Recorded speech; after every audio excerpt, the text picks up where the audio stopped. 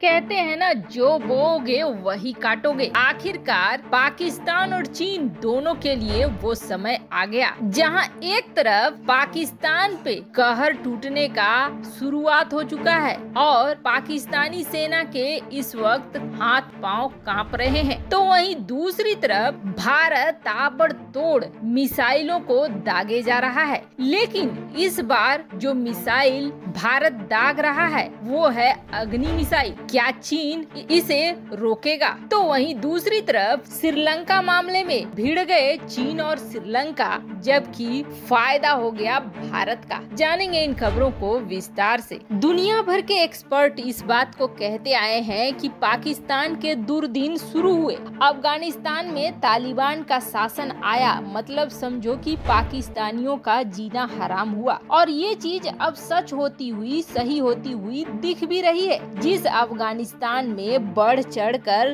तालिबानियों को मदद की पाकिस्तान ने, या फिर ये कहें कि तालिबानियों को तैयार ही किया पाकिस्तान ने, अब वो भस्मासुर बनकर वापस आ रहे हैं। दरअसल हमने आपको बताया है कि अफगानिस्तान और पाकिस्तान के बीच डुरंड लाइन एक बड़ा मुद्दा है। डुरंड लाइन को कभी अफगानिस्तान की कोई भी सरकार या कोई भी शख्स नहीं मानता है। ऐसा इसलिए क्योंकि इस डुरंड लाइन के दोनों ही तरफ पश्तून समुदाय के लोग रहते हैं और ये मानते हैं कि डुरंड लाइन उनके बीच एक बाधा का काम कर रही है। तो जहां अफगानिस्तान के अंदर जो तालिबान है वो भी इस चीज को नहीं मानता है। तालिबान के कई नेता कई बार कह चुके हैं कि डुरंड लाइन हमारे बीच भेदभाव पैदा करता है। सुनने में तो ऐसा लगता है कि चलो मेल मिलाप की बात हो रही है, लेकिन ये मेल मिलाप की बात नहीं हो रही है। पाकिस्तान में भी एक तालिबान है, अफगानिस्तान वाले तालिबान का छोटा भाई टीटीपी, तहरीके तालिबान। तहरीके तालिबान ने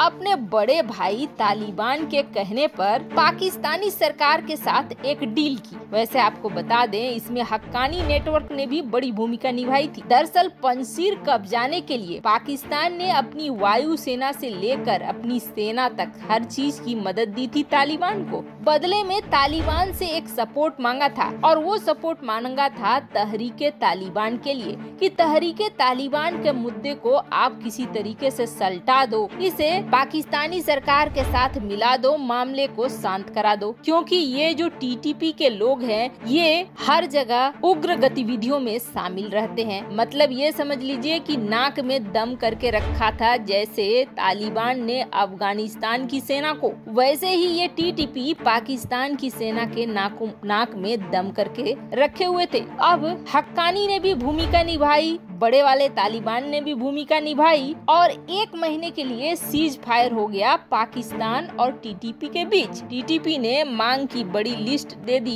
कि हमारे सारे आतंकियों को छोड़ो और डुरंड लाइन के पास सेना की मौजूदगी को हटाओ। आतंकियों को तो पाकिस्तान ने छोड़ दिया। हालांकि पाकिस्तान सरकार की बहुत आलोचना हुई कि सेना ने शहीद होकर कई बार इन आतंकियों को पकड़ा किसी तरीके से, बहुत मुश्किल से, और सेना को दगा दे गई इमरान खान सरकार। उनकी शहादत का अपमान कर गई, टीटीपी से हाथ मिला लिया। लेकिन मामला यही नहीं रुका। अब टीटीपी ये कह रहा है कि हम इस सीज फायर को मानने वाले हैं नहीं। अब ये सीज फायर हो गया खत्म।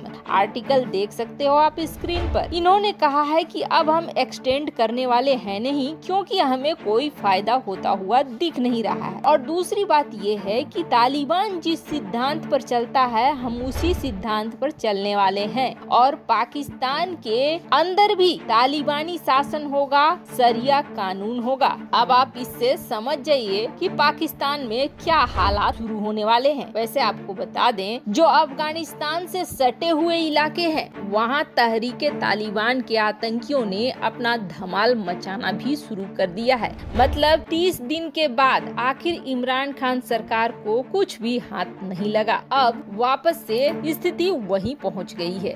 बहुत जल्द पाकिस्तानियों को भी तैयार रहना होगा तालिबानी नियम पर चलने के लिए और उन्हीं नियमों को फॉलो करने के लिए। जहां एक तरफ ये हो रहा है तो वहीं दूसरी तरफ अब धीरे धीरे श्रीलंका को पता चल रहा है कि चीन क्या चीज है और चीन की दोस्ती कितनी खतरनाक है। दरअसल हमने आपको पहले भी बताया है कि चीन ने ने जहरीले खाद भेजे श्रीलंका को, और श्रीलंका ने जब उसका परीक्षण किया तो वो न सिर्फ गुणवत्ता में बहुत खराब निकले बल्कि ऐसे निकले जो जमीन को ही खराब कर देंगे। उसके बाद श्रीलंका ने उन उर्वरकों के जहाज को वापस से भेज दिया। चीनी कंपनी बौखलाई कि हमारे उपनिवेश बने श्रीलंका में इतनी हिम्मत कि वो हमारे जहाज को लौटा दे। उस समय तो श्रीलंका के ऊपर कूटनीतिक दबाव बनाया गया पर श्रीलंका नहीं माना। तब जाकर अब उस कंपनी ने सीधे सीधे बिलियंस ऑफ डॉलर का अंतर्राष्ट्रीय न्यायालय में, अब ये मामला पहुंच गया है अंतर्राष्ट्रीय लेवल पर। श्रीलंका और चीन के बीच की लड़ाई अंतर्राष्ट्रीय स्टेज पर अब दुनिया भर के सामने आ गई है। लेकिन फायदा किसे हो रहा है? तो फायदा हो रहा है भारत को। भारत ने इस मौके को बहुत सही तरीके से भुनाया है। अब चीनी एक्सपर्ट को ऐसा लगने लगा है कि भारत चीन की छवि खराब कर रहा है, लेकिन सच्चाई ये है कि इस मामले को अंतर्राष्ट्रीय बनाकर चीन खुद अपनी छवि खराब कर रहा है। अब दुनिया भर के देश सतर्क हो रहे हैं चीनी सामानों से कि एक तो चीनी सामान खरीदो और अगर उनकी गुणवत्ता खराब निकली तो फिर हर्जाना भरने के लिए तैयार रहो। ऐसे में कौन है जो लो क्वालिटी वाले चीनी उत्पादों को खरीदना चाहेगा? कहीं न कहीं अपने ही पैर पर कुल्हाड़ी मार ली है चीन ने इस मामले को अंतर्राष्ट्रीय बनाकर। तो वहीं दूसरी तरफ ऐसा लग रहा है जैसे डीआरडीओ का पूरी तरह से ब्रेक फेल हो गया है और डीआरडीओ लगातार एक के बाद एक ऐसे परीक्षण किए जा रहा है जो चीन को डराने वाला है। आपको याद होगा अग्नि 5 का जो पहली बार परीक्षण तय की गई थी, तब चीन ने इस परीक्षण को रोकने के लिए एड़ी चोटी का दम लगा दिया था। यहाँ तक कि इस मामले को यूएनएससी में भी ले जाने की बात कह दी थी। तब भारत ने अपने नोटम को कर दिया था कैंसिल और जो ये परीक्षण होने वाला था उसे उस वक्त नहीं किया था, लेकिन कुछ हफ्ते बाद फिर उस परीक्षण को किया था जिसमें आग बबूला हुआ था चीन, और उसने यहाँ तक बता दिया था कि क्षेत्र में असंतुलन पैदा कर रहा है।